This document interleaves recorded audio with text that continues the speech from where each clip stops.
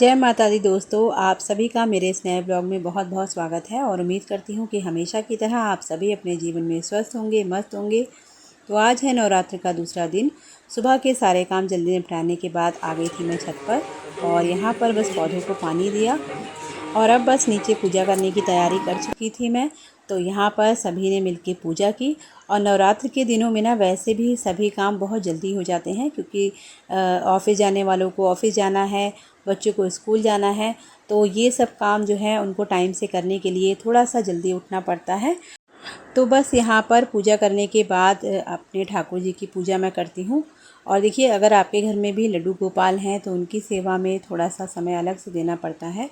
तो बस यहाँ पर देवी जी का श्रृंगार करने के बाद अब मैं जाऊँगी ठाकुर जी को नहलाने। और इसी तरह से मेरे नवरात्र के 9 दिन निकल जाते हैं, पता ही नहीं चलता है कब सुबह से शाम हो गई।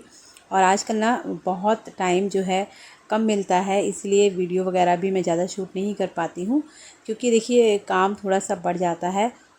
और जब हम पूजा करते हैं तो फिर ये सब चीज़ें ना ज़्यादा दिखाना ठीक भी नहीं लगता है और ध्यान भी भटक जाता है। तो थोड़ा बहुत जो मेरे बेटे ने शूट किया है तो वो मैं आपके साथ ज़रूर शेयर करूँगी। तो यहाँ पर हवन हो गया है और मेरे लड्डू गोपाल जी तैयार हो गए हैं, उनका भोग लग चुका है। और देखिए कितने प्यारे क्यूट से लग रहे हैं। तो बस यहाँ पर इनको श्रृंगार करके बिठा दिया था और उसके बाद अभी हम लोग सब मिल के करेंगे आरती। और आज सुबह जल्दी जल्दी काम निपटाने के पीछे रीज़न ये भी था कि आज हमारे मोहल्ले में है जगराता, और जब भी जागरण होता है तो थोड़ा बहुत पार्टिसिपेट जो माता रानी हमें सेवा का मौका देती हैं तो हम लोग भी करते हैं। तो बस उसकी भी तैयारी करनी है, तो इसीलिए घर के काम जल्दी जल्दी निपटा लिए हैं। तो चलिए अब कर लेते हैं माता की आरती।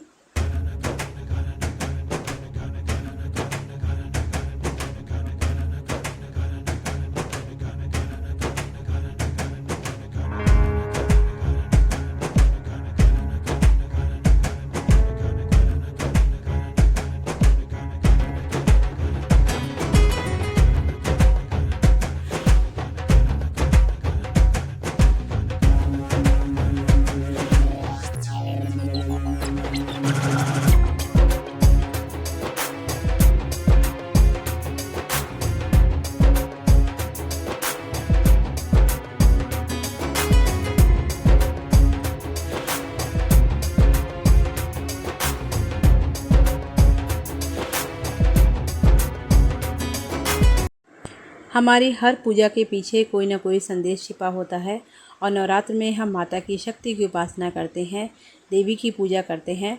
और अगर आप नवरात्र की पूजा करते हैं तो आपको ये बात अच्छे से समझ लेनी चाहिए कि हमारे घर की जो स्त्री होती हैं, चाहे वो आपकी बहन के रूप में हो, माता के रूप में हो, पत्नी के रूप में हो, बेटी के रूप में हो, उनको हर तरह का सम्मान और सुरक्षा देना हमारा कर्तव्य है और ये हम सबको अच्छे से पता होना चाहिए। और मेरा मानना ये है कि अगर आप पूजा पाठ नहीं भी कर पाते हैं 9 दिन, अगर आप अपने घर में स्त्री को खुश रखते हैं ना, तो आपकी पूजा माता रानी ज़रूर स्वीकार करती हैं, आपके ऊपर हमेशा कृपा बनाए रखती हैं। सिर्फ भूखे रहने से या पूजा पाठ करने से ही माता खुश नहीं होती हैं। देवी माँ उसी पर खुश होती हैं जो अपने घर की स्त्रियों को खुश रखते हैं, अपने घर की बहू बेटियों के साथ सम्मान से पेश आते हैं। तो ये सब चीज़ें ना हमें अपने बच्चों को भी ज़रूर सिखानी चाहिए। और आजकल तो इस तरह के केसेस सुनने को मिल रहे हैं ना, तो मुझे तो ये लगता है कि लड़कियों से ज़्यादा हमें अपने घर के जो लड़के होते हैं ना, उनको ये सब चीज़ें सिखानी बहुत ज़रूरी है। और इसीलिए ना मैं अपने घर में हर पूजा पाठ में अपने बच्चों को ज़रूर शामिल करती हूँ, क्योंकि देखिए छोटे बच्चों को ही आप अपनी तरह से ढाल सकते हैं, बड़े होने के बाद ना आप कितनी भी कोशिश करिए वो नहीं ढल सकते हैं। और अपने आप को चेंज करना हमारे लिए थोड़ा सा मुश्किल भी हो जाता है बड़े होकर। तो छोटे पर से ही अपने घर में बच्चों को ये सिखाएं कि अपने घर में बहन हो, भाभी हो, माँ हो, उनके साथ अच्छे से पेश आएँ और उनकी इज्जत करें। तो ये सब चीज़ें ही ना हमें इन त्योहारों में अपने बच्चों को सिखानी चाहिए। और हर त्यौहार के पीछे क्या संदेश है ये बच्चों को ज़रूर बताना चाहिए। और बस इसी के साथ पूजा पाठ हमारी ख़त्म हो गई थी। तो कपड़े जो भी मैंने धो के रखे थे अभी उनको डालना बाकी था। और आजकल ना कई दिनों से धूप इतनी ज़्यादा तेज़ हो रही है कि छत पर जाने का बिल्कुल मन नहीं करता है। तो बस यहाँ से पूजा ख़त्म करने के बाद सीधे मैं छत पर आ गई थी और आप देख सकते हैं कितनी तेज़ धूप है। और कल ना मेरे बेटे ने भी सोफ़े पर कुछ गिरा दिया था, तो आज वो मुझे दोबारा से धोने पड़ गए हैं। तो बस ऐसा ही होता है, बच्चों के साथ में आपको हर काम डबल ही करना पड़ता है।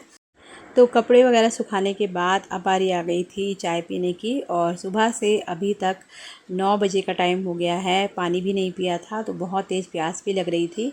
और नवरात्र के व्रत में ना बहुत ज़्यादा तो दिक्कत नहीं आती है, लेकिन जब से मेरी तबीयत थोड़ी सी ख़राब हुई है तो मुझे ना हल्की सी वीकनेस इस साल महसूस हो रही थी। तो चलिए, माता रानी ठीक कर देंगी, धीरे धीरे करके रिकवर हो ही जाते हैं। तो यहाँ पर मैंने ले ली थी चाय और मूंगफली के दाने। तो बस सुबह मैं यही लूँगी, और बच्चों के लिए खाने में आज बनाया था सोया आलू की सब्ज़ी और पूड़ी, और यही हमारे लड्डू गोपाल जी को भी भोग लगा है।